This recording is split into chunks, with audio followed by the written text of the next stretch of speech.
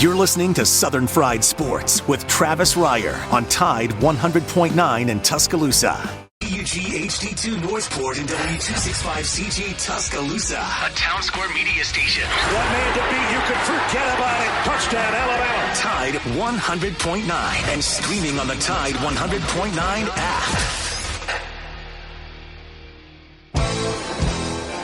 This is Southern Fried Sports with Bama Online senior analyst Travis Reier on your home for Alabama sports. Tide 100.9 and streaming on the Tide 100.9 app.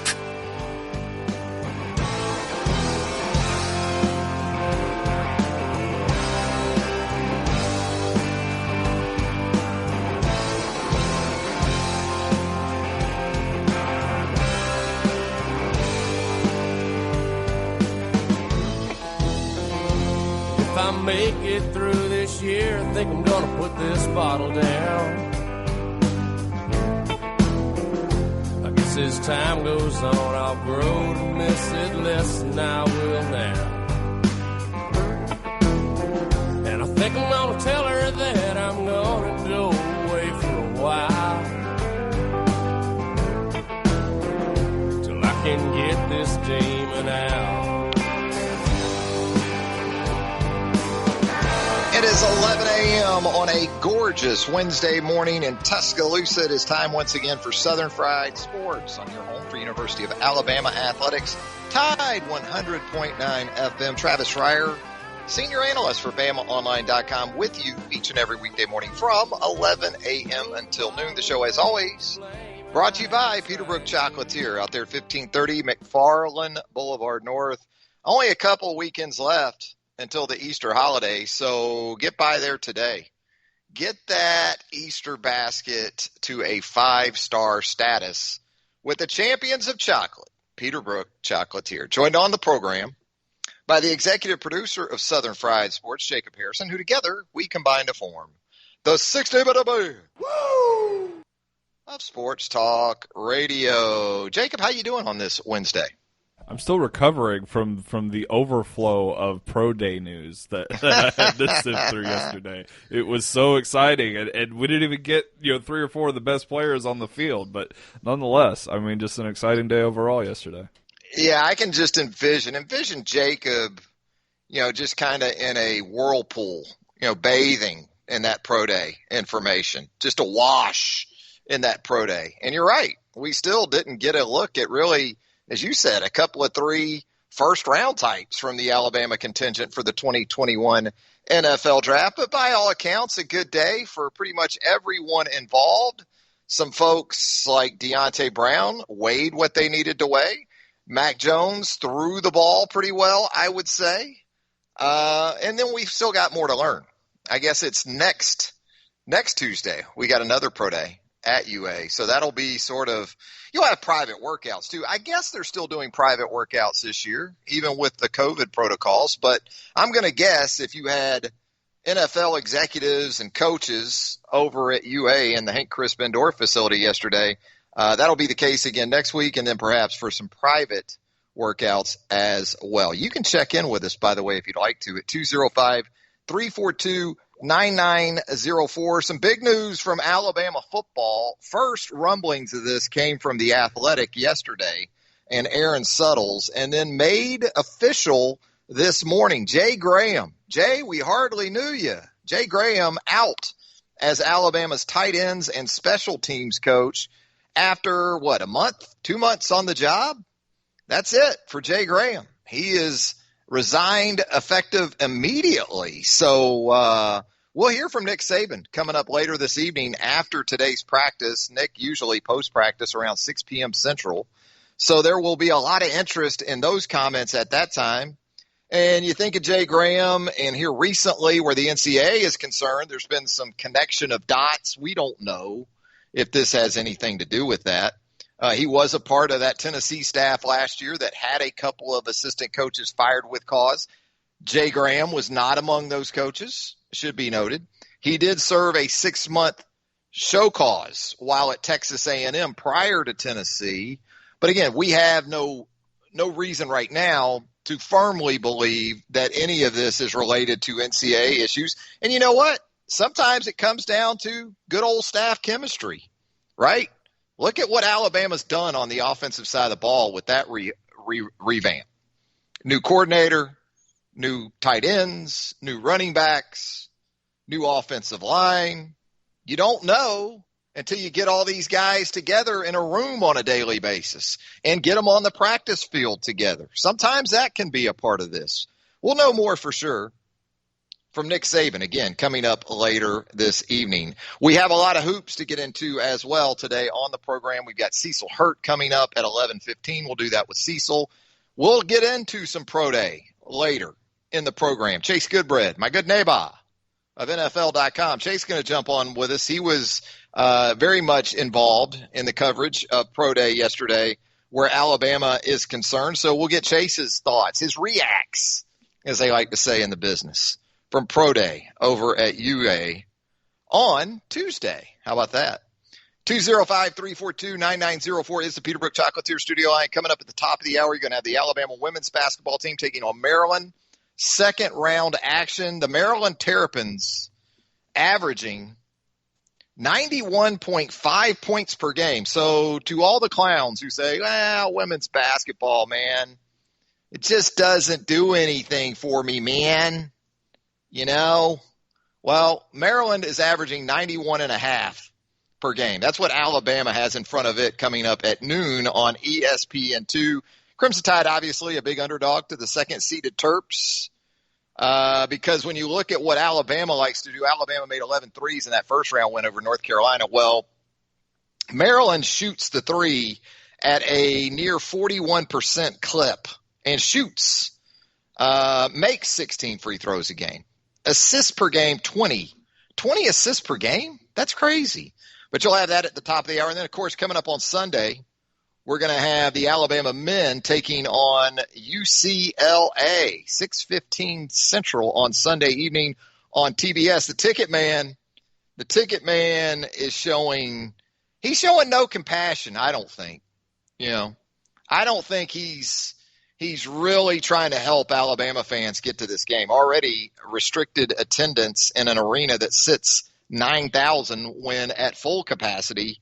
Upper 400s for a ticket right now. Get in price on the StubHub for Alabama UCLA on Sunday evening. Stylistically, UCLA somewhat similar to Maryland, except the big difference to me being that UCLA has a true point guard in Tiger Campbell. 5'11", redshirt sophomore from Cedar Rapids, Iowa. He had 4 assists in UCLA's round 2 win over Abilene Christian, and he averages over 5 assists per game. So they have more of a facilitator. It was by committee for Maryland, so you will have a central figure on the ball for UCLA.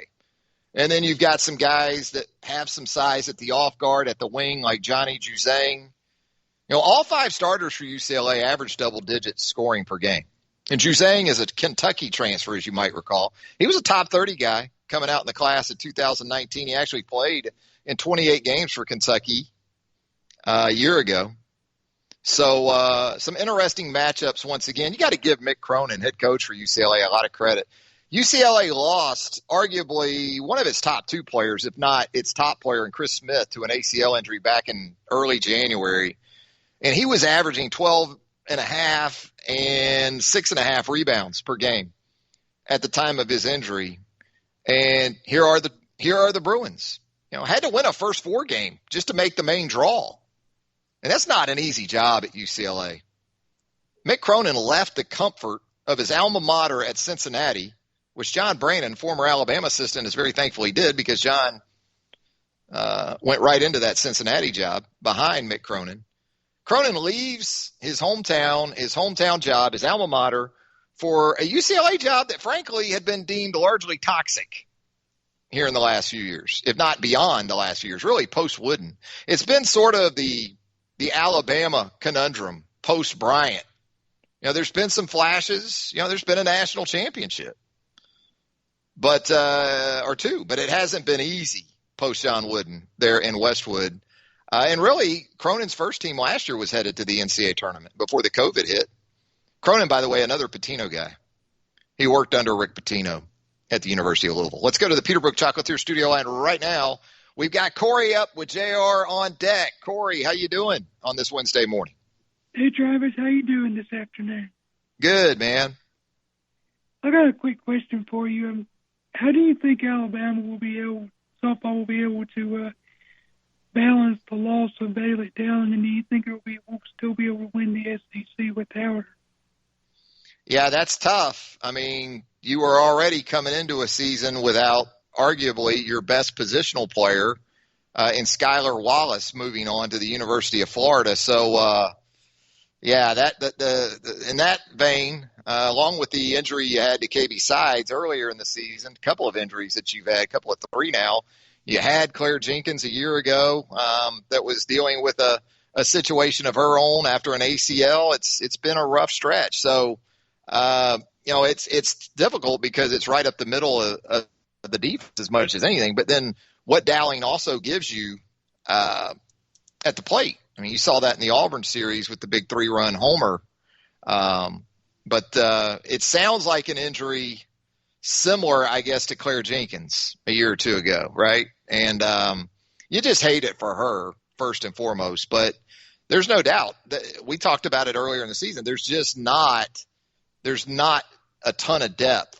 I'm talking about just plug-and-play type depth that we've seen from Alabama in some years. So it's a hit both ways. It's a hit to the middle of your defense, and it's a hit right there in the middle of your lineup. It'll be tough. You think this will cost Alabama in the long run? Well, I mean, it can't help. Like I said, maybe Murph's got, a player or two stashed away over there that I don't know about that can jump right into that role or into just the spot in the lineup. It's not just that you're losing a middle of the lineup bat and a middle of the infield glove. You're losing a high quality, right? This isn't, a kind of routine play, middle of the infield type player who also, hits seventh or eighth in the lineup. I mean, you're losing multiple ways. It's really tough, Corey. I don't think there's any doubt about that. What do you see in this Kentucky series this weekend? Well, it becomes even more intriguing now, right? Now you get UNA here tonight, right, which is a good thing. It gives you a chance to get some at-bats and some innings to whoever it is, or maybe it's a combination of people you're going to be looking at to fill that void. But it's an SEC series on the road, so it's not going to be simple. Kentucky probably not an upper echelon team when you think about the big picture, but as we both know, in this league, it doesn't matter. I mean, you go on the road anywhere in this league, and this team is still capable of going to Lexington and winning 2 out of 3, or maybe even sweeping the series. But it's also a league in which you could go up there and drop 2 out of 3. I see them winning at least one. I don't see them getting swept. Without Dowling, sweeping Kentucky, I think, becomes a good bit more difficult. Hey, Corey, we got to get on. Appreciate the call. Good talk to you, Travis. Roll Tide. There he goes, Corey. Yeah, that's some rough news, man. Bailey Dowling, the outstanding freshman infielder for Alabama, with a torn MCL and ACL, it appears. So not good for Alabama softball. Let's go back to the Peterbrook Chocolatier studio and check in with JR before we head to Cecil Hurt. JR, how you doing this morning? Hey, Travis. How's it going? Cool.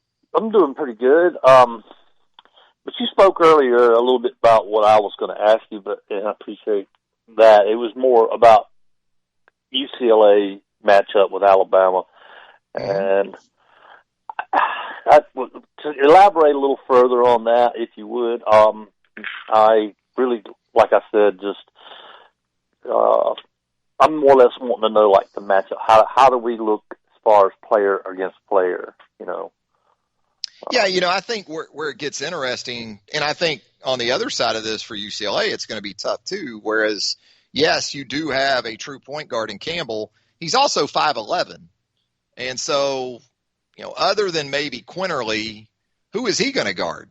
If you've got Herb Jones on the ball at 6'7" or whatever he is in that neighborhood, who is Campbell going to guard when Alabama isn't necessarily big, but certainly bigger in the backcourt with Keon Ellis and Petty and also, Herb. So that's going to be interesting. But for Alabama defensively, I'll be interested to see who Alabama puts on Campbell, because he is a very effective facilitator and very good on the basketball.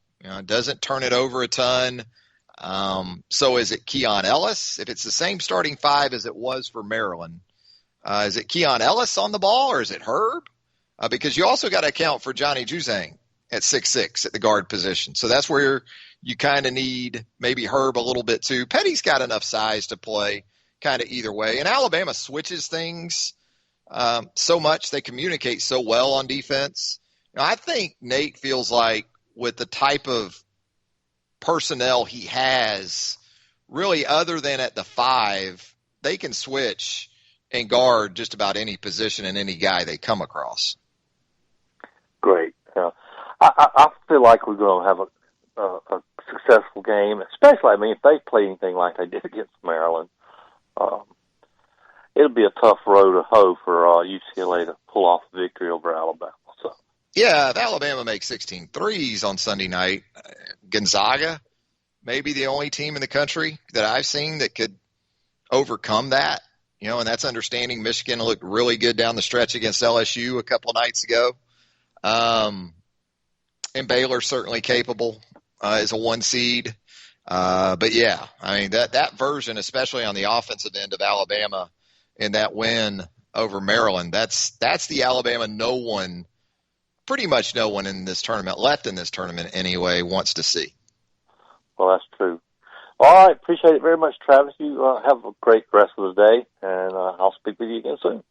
Sounds good. Appreciate the call, JR, and you do the same. We're going to head to a break. When we come back, Cecil Hurt will join the program. We'll talk some Alabama hoops, some Alabama football with Cecil when the show returns right here on Tide 100.9 FM right after this.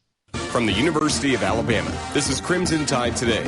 It's a daily update on Bama sports, and it's brought to you by Conecuh Sausage, a true Southern flavor since 1947, and now the official smoked sausage of the Crimson Tide. Visit online at ConecuhSausage.com. Hello again, everybody. I'm Roger Hoover. Alabama women's basketball returns to action in the NCAA tournament on Wednesday. The 7th-seeded Crimson Tide will face the 2nd-seeded Maryland Terrapins in the second round of the tournament at noon Central from San Antonio, with radio coverage available across the network. Head coach Christy Curry gives her thoughts heading into the matchup. We feel like we'll draw from our SEC schedule and get ready to play. It's again, I think it's all about if what we did yesterday still looks big to us today, we hadn't done anything. And we're going to have to play our best game of the year because it's the next game of the year against a great team, a great program, and a great tradition, and we're just excited to play.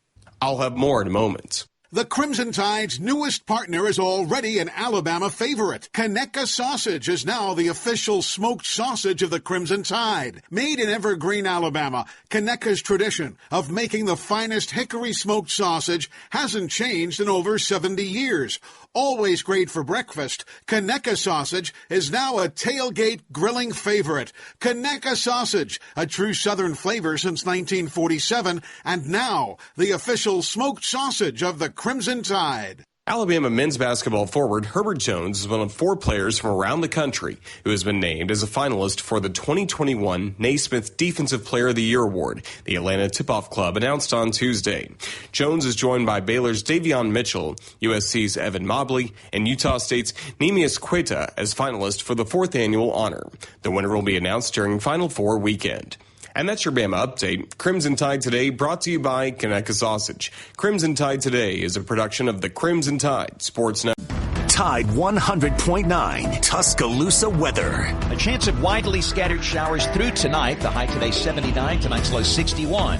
Tomorrow mild and breezy, some morning rain possible. Thunderstorms by afternoon. Those storms could be severe with potential for tornadoes. The high at 78. I'm James Spann on the ABC 3340 Weather Center on Tide 100.9. It's 67 degrees in Tuscaloosa. Tide 100.9. For more coverage of Alabama football, visit us at Tide100.9.com or download the free Tide 100.9 app. The Crimson Tide will not be denied.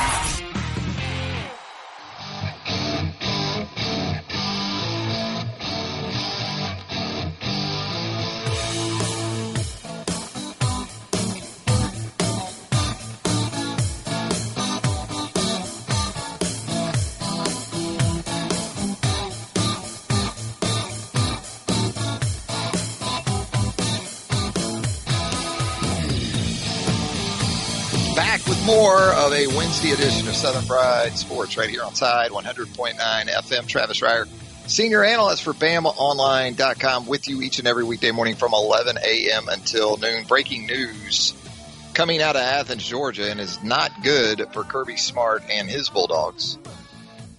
UGA just announced that George Pickens, wide receiver, of course, from Hoover High School, originally, has torn his ACL during spring football.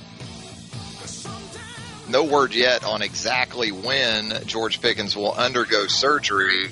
Now, according to the statement from UGA, the good news is the injury is isolated to the ACL, so no other structural damage, it appears, for George Pickens. But Kirby, man, we talked about it with Brent Beard yesterday. Kirby's been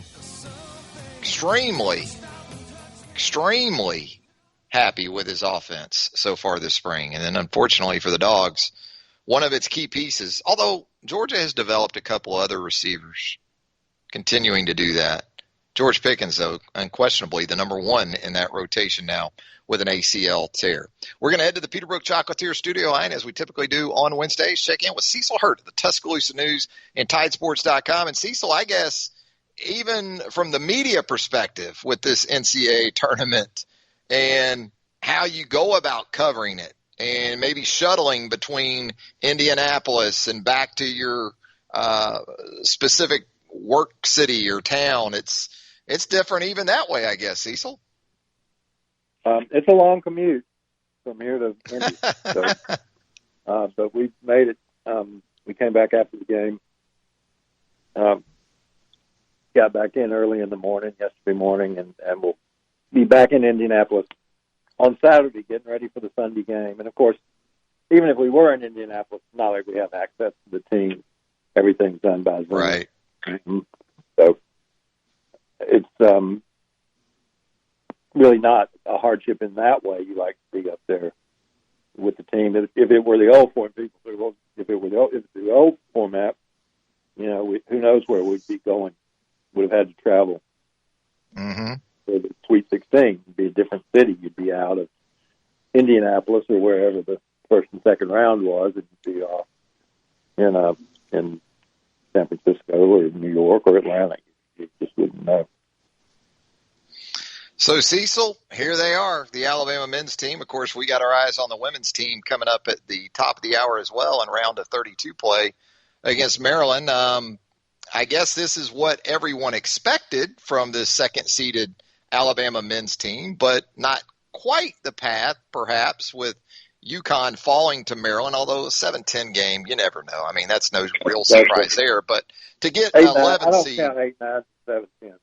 Yeah, there's not much there. But an 11 seed in UCLA even getting through, it's still UCLA on the jersey. So, yeah, they had to play the extra game. They had to play the play-in, which probably helped them. You know, got pushed to overtime, but if you survive it, gives you some confidence. And then their next two rounds were I thought good matchups for them, particularly Abilene Christian. I think that would have been a good matchup for anybody. We've been talking a little bit about this matchup for Alabama coming up on Sunday and how UCLA will present more of a defined true point guard in Campbell on the basketball, whereas that wasn't the case a couple of nights ago with Maryland. Right. You think of UCLA, and I think some of their fan base thinks of UCLA as it's funny if you are in Los Angeles and cover some basketball out there and or where it's such a Laker town and a Showtime Laker town, you know, Magic and Kobe, LeBron and so forth. And UCLA fans aren't accustomed to being 337th in the nation in tempo. Mick Cronin's very familiar with that. That's always been his style. But yeah, the as Nate Oates calls it, the point guard with the ball on his hip, you know, getting the offense set up. That's what they like to run. Now they can certainly shoot the three off of that. Johnny Juzang shoots the three, and then they've got a couple of bigs that carry some weight down in the block, and that's the way they want to play. But they'd much rather see a and Alabama would much rather see them than Yeah, it's interesting because when you talk about matchups, I think most of the time you become transfixed on the defensive side of the team that maybe you're covering or you're a fan of. And so when you look at it from the Alabama perspective, you think, all right, there's a 5'11" point guard on the other side. You look at Alabama's backcourt and, who ends up with that guy. But we talked about this earlier too. Something this Alabama team does especially well, and I think it's been a big part of their defensive success, not only from a personnel standpoint being equipped in a way that it can do it, but the way they switch and communicate, and they have the kind of guys that can guard different guys in this lineup. They do, and may match up pretty well with Juzang and Jaquez are sort of UCLA's two best players from that standpoint. 6'6" athlete types. Juzang was a reserve at Kentucky last year, didn't play very much. Probably wish they had him back the way he's been shooting his threes. But they're on the court almost all the time for UCLA. And Alabama's going to make them defend, make them run, make them really get after it. And Tiger Campbell as well. You're going to have to guard Quinterly a little bit. He may have Herb guarding him a little bit, even though he's 5'11". You may see some of that. So I think Alabama has more lineup versatility than UCLA. That is not meant to say that UCLA doesn't have good players, because they do. You talk about the challenges that has been not only for Alabama, but just the teams up there in general, especially the ones that have advanced to the 16. That's a lot of time in an isolated area. I don't know, maybe in some ways they have more access because there's fewer teams now to what is available to the teams. I think that's true a little bit. Okay. Yeah, I think that if Alabama went to the zoo, all the teams went to the zoo. Easier to take 16 teams to the zoo than 64 teams. Mm-hmm. So, getting out a little bit, getting some fresh air. It's equal for everybody, so it's not a advantage. The crowd, maybe if you were to go on and face Michigan, I imagine a lot of Michigan fans will try and be there. It would be in the bigger arena. Hinkle has a nice atmosphere. I think Alabama will have more fans at Hinkle than UCLA for sure. So it's probably in that sense advantageous. They both played at Hinkle. That's part of the assigning of the buildings, is that they don't want to give somebody an advantage where they've played in Hinkle or Bankers Life twice when the other team hadn't been there. So, but yeah, you learn to adjust. I think Alabama's guys are pretty close and handle it pretty well. So it's really not an advantage, a plus or a minus, but it is different. You do have to have some mental toughness too.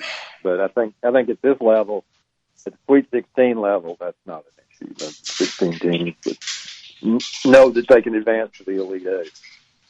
I think the ticket man up there, Cecil, has a big Alabama Script A hat on right now, you think? I think he likes them. Yeah, I think he likes them. There'll be a lot of there'll be some Loyola fans, and there'll be a lot of Nouveau Loyola fans, if you know what I mean. The trendy team, but it's not that far from Chicago, so they'll have some folks there when they play. Michigan will definitely have some folks. Again, no Indiana, Purdue, Kentucky, Ohio State, Louisville either didn't get in or didn't get to this round. So a little bit of Midwestern flavor, but not a tremendous amount. Where would you put, and I understand you cover Alabama, you don't get to watch all of the games, all the other teams, but of the point guards that are left in this tournament, where is Javon Quinterly right now, would you think, of those guys?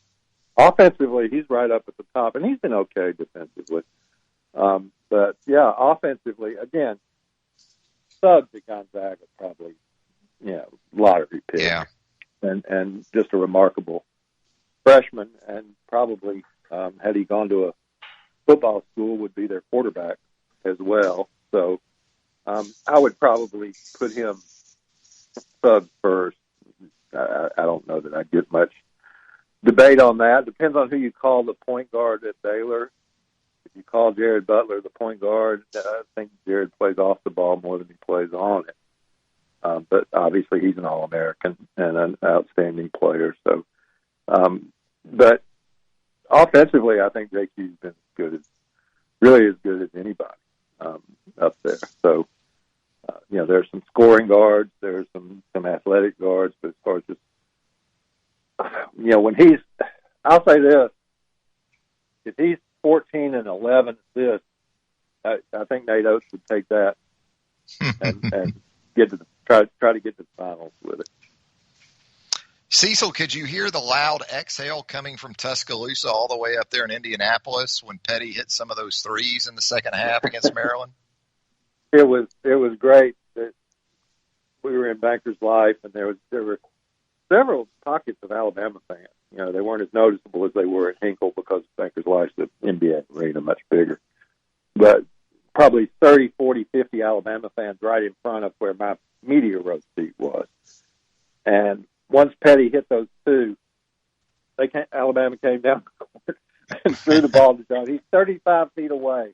And in unison, like the Mormon Tabernacle Choir, all those 35 or 40 Alabama fans in front of me said, "Pull!" They were ready to die. Range didn't matter at that point. They just wanted one going up. Old Huntsville heat check for John Petty at that point, He can light up. That one that he got is a transition back. They're running the break. He's the secondary guy. And I think it was Shaq flipped it back to him. That ball was going up. There was no question about it. And Nate Oates was fine with that. Alabama went from a 9-point in that flurry where they were hit three. They went from 9 up to 23 up in 2 minutes and change. From 9 to 23. Flammable, no doubt. And, guys like Reese and Gary. At 9, Maryland has some hope. At 23, they got no hope. No Juan Dixon coming off that bench at that point. No, and they were, their guards were good.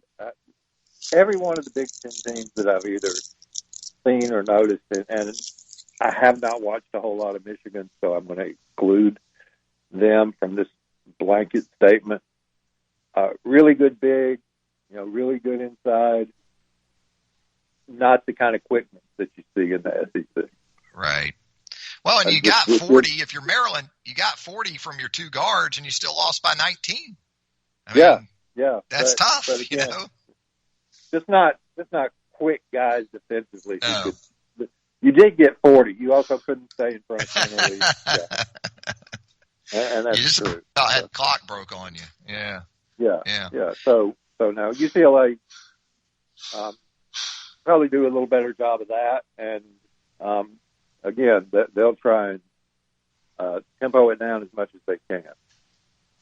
But the thing about UCLA, the other Pac-12 teams have played really well, and so you look at them in the 20-9, but maybe that and their seeding, that being the 11th seed, was a little bit more of a function of being in a tough league than people wanted to give credit, including me. People wanted to give credit for. Let's talk a little football as we get out of here with you, Cecil, on a Wednesday. And obviously the big news over the last 24 hours, the departure of Jay Graham, the recently hired tight ends and special teams coach. The Athletic had the sort of first word of that potential yesterday, I guess it was. And then you and a lot of others followed with the report from UA itself that, in fact, Jay Graham has left the program. Cecil, what were your initial thoughts on that? Well, like anybody would be, I was surprised at the timing, but I don't know the circumstances. I'm not going to sit here and speculate. It may have been a decision that Jay Graham made for himself, or it may have been circumstances beyond his control. But all I know is the statement, which says he resigned. So I think beyond that, Nick Saban's got a post-practice Zoom today. Isn't that right? I think that's right. Yep, he does. Not knowing what day it is makes it difficult to know exactly that. But I try and update the calendar every couple of hours. I'm going to watch the women here and move back to football and basketball. So, I don't know what Coach Saban will have to say about it, if anything. So, but until he does, I don't think we're going to have. I think we'll have speculation, but not information. There you go. Another crop of NFL players headed to the of Alabama players headed to the NFL.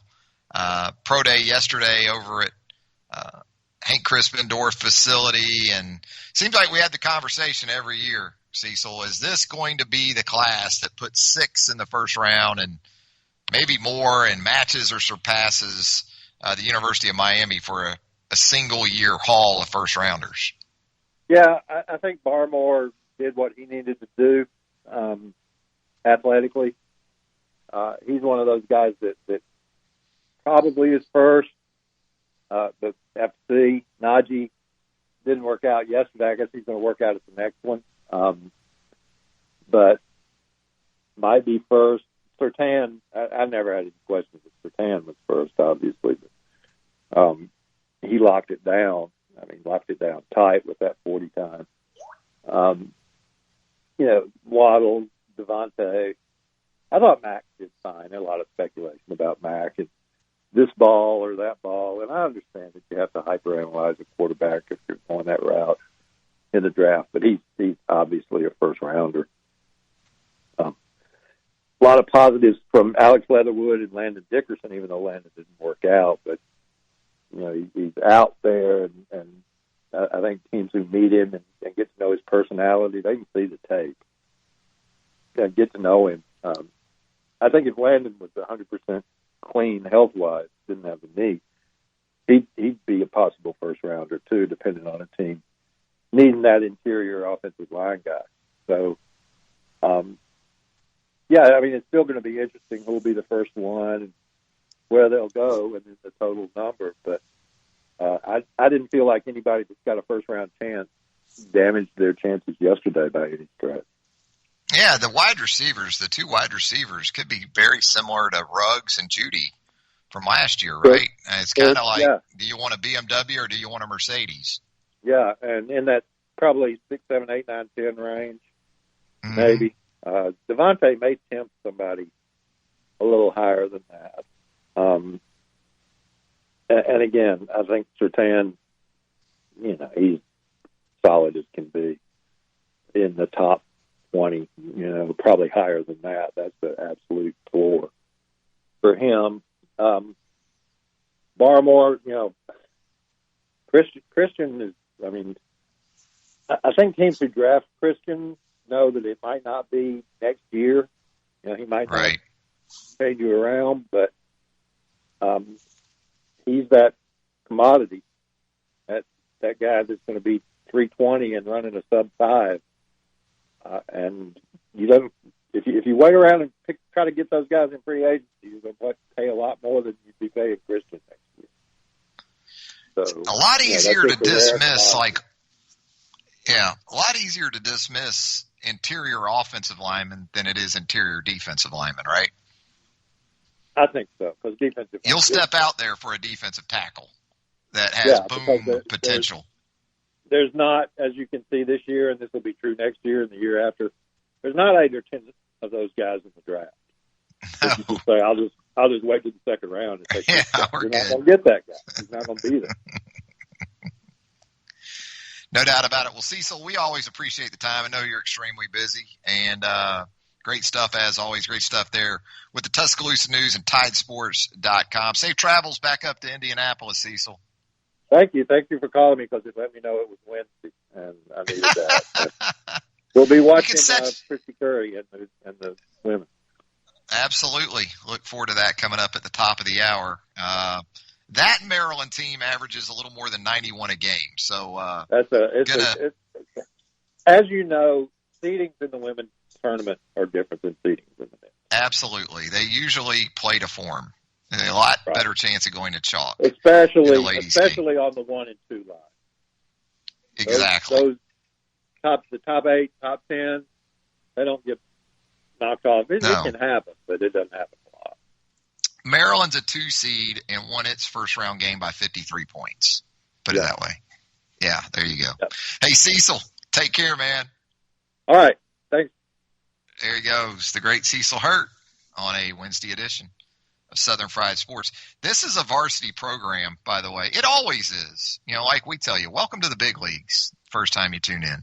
But it's especially varsity on this Wednesday because we're going to come back with Chase Goodbread of NFL.com in just a little bit. We'll get some extended thoughts from Chase on the pro day that took place over at Alabama yesterday. Alabama baseball, by the way, it's a tough week schedule-wise for the Crimson Tide. You had Southern Miss in here, what turned out to be a night game. You had some delays over there at the Joe. Alabama drops a close one to USM 5-4. And doesn't get any easier starting tomorrow. You got a Thursday through Saturday series with number 4 Ole Miss in here for 3 games. Ole Miss 17-4, 3-0 in the SEC after a sweep of Auburn last weekend. Only one true road game for Ole Miss baseball so far this season. And that was a 13-1 loss at Louisiana Tech last Tuesday. Of course, Ole Miss, you got John Rice Plumlee running around in the outfield during baseball season for the Rebels. The two-sport standout, John Rice Plumlee. Jerry and Ely, the running back for Ole Miss, he's also a baseball guy, but from what I understand, he's out for the spring after undergoing football-related shoulder surgery in the offseason for football. But tough 4-game stretch. Doesn't get any easier. I mean, we know that, just like in softball. We talked about that with Corey earlier in the show. You got Alabama softball with UNA in town tonight. Should be a nice night for some softball. See how Alabama continues to adjust to that very significant injury to Bailey Dowling before heading to Lexington to take on Kentucky in a Saturday to Monday series. So you're going to have Alabama baseball and Alabama softball spanning Thursday to Monday coming up over the next 5 days. We're going to head to a break. When we come back, Chase Goodbread, maybe his Big Green Egg will make the show menu coming up. We'll see what Goodbread's had going on the Green Egg. Goodbread's Green Egg. I like that. We'll do that with Chase when Southern Fried Sports returns right after this. Tide 100.9 Tuscaloosa weather. A chance of widely scattered showers through tonight. The high today 79, tonight's low 61. Tomorrow mild and breezy, some morning rain possible. Thunderstorms by afternoon. Those storms could be severe with potential for tornadoes. The high at 78. I'm James Spann on the ABC 3340 Weather Center on Tide 100.9. It's 69 degrees in Tuscaloosa. The flagship station for Alabama Crimson Tide football. Alabama touchdown. Only on Tide 100.9 and streaming on the Tide 100.9 app.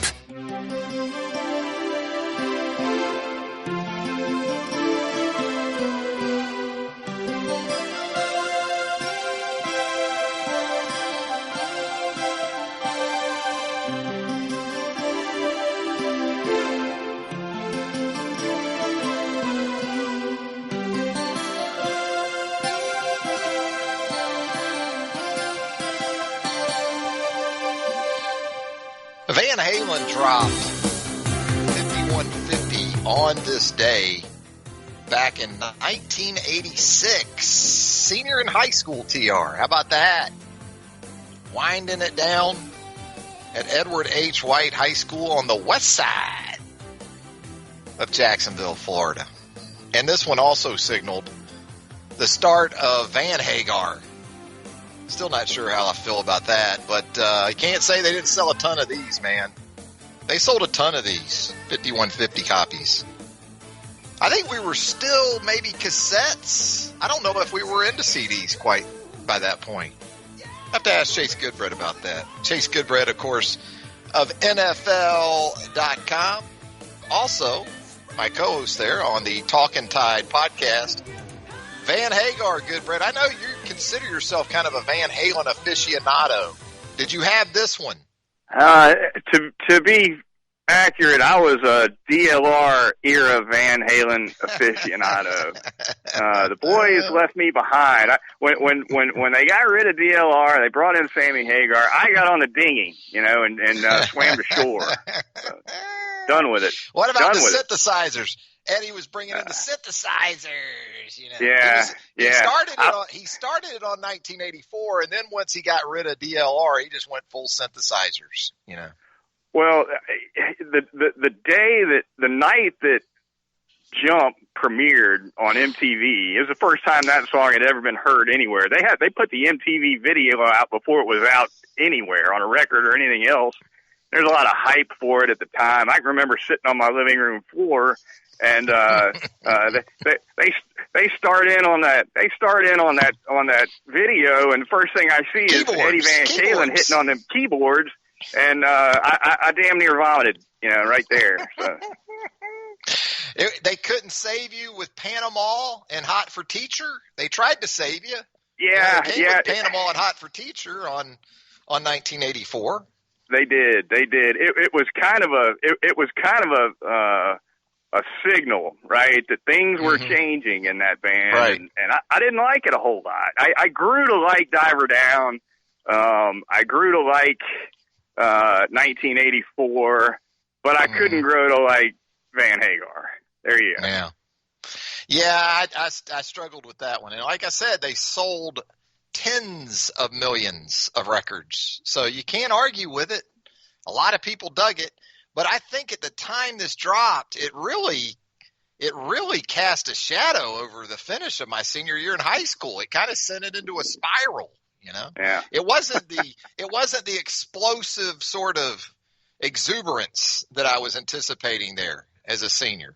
And of course, Chase Goodbread was right there in Jacksonville, Florida too. 1986, were you a young lad at Bishop Catholic? Was that where you were? 89. I would have been in the fall of 86. Maybe. I would have been a sophomore. Yeah, I graduated spring 89, so I guess fall 86 was. I was a skinny sophomore, about 140 pounds, maybe. Just nothing but a daggum practice dummy out there. Held a lot of bags, Travis. Held a lot of bags. He was a DB for the Crusaders of Bishop Kenny High School. Down there on the banks of the St. Johns River. That's where the rich kids went, by the way. I was over there on the hard scrabble streets of the west side. All the rich kids were over there at Bishop Kenny and Bowles. Those were the two well-to-do schools. That's where the kids with futures went to school. The rest of us, we went to places like Ed White, Robert E. Lee, and Sandalwood. That was kind of our destinies. You wouldn't know that by the vehicle in my parking spot. I'll tell you that. Well, you went the journalism route. Everything was great, and then you went Jay. Hey, let's talk some journalism as it relates to NFL Pro Days, and specifically one at the University of Alabama yesterday. All things considered, I guess from an overview perspective, Chase, did that sort of play out the way you expected in terms of participants, and then from an angle of how those guys actually performed?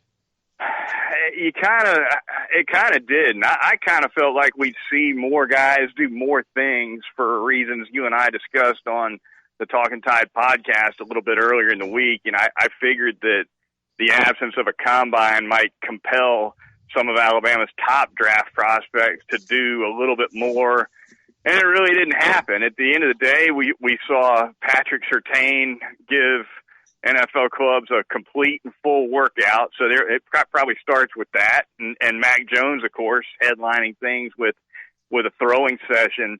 You had Christian Barmore give them something, gave them a 40, gave them position drills, gave them the 3-cone, the short shuttle. He skipped a couple things. I think Barmore skipped the jumping events, the broad and the vert. But beyond that, it was mostly down the line, undrafted free agent type guys doing workouts. Now they were around Devontae Smith, Jalen Waddle, all of it, Najee Harris, all there and present and accounted for. I'm sure they were all interviewing with clubs. But I did think we'd see a little bit more activity from those guys. However, the chatter is that the second pro day coming up on March 30th might have a little bit more activity than it normally does. Usually that second pro day, Travis, is really almost like a makeup for somebody who is trying to squeeze in an extra week of rehab on an injury or something of the like, and most guys don't participate in that second pro day much at all. I'm hearing there might be a little bit more excitement going on for that second pro day. Heard a little chatter that Jalen Waddle might run routes for Mac Jones, emphasis on might for that one. So that'll be interesting to see, and maybe some of the things that I was expecting to see yesterday, we'll see on the 30th. What about Dylan Moses? Pretty amazing, isn't it? How in a year, this is a guy who went from having a decision to make, even after missing a season, missing a campaign due to a knee injury, to being a starter in 2020 on a national championship team. And just don't hear a lot about Dylan Moses. And we talk about injuries and trying to wait until as long as you possibly can to kind of put it out there. Is he kind of one of those guys you think too? I mean, obviously the knee was still an issue for him and he had some other stuff I think going on last season. I think the knee definitely is something that's kind of driving the fact that Dylan Moses isn't being mentioned as prominently as some of these other prospects. Yeah. Which doesn't mean he doesn't have a fine pro career ahead of him.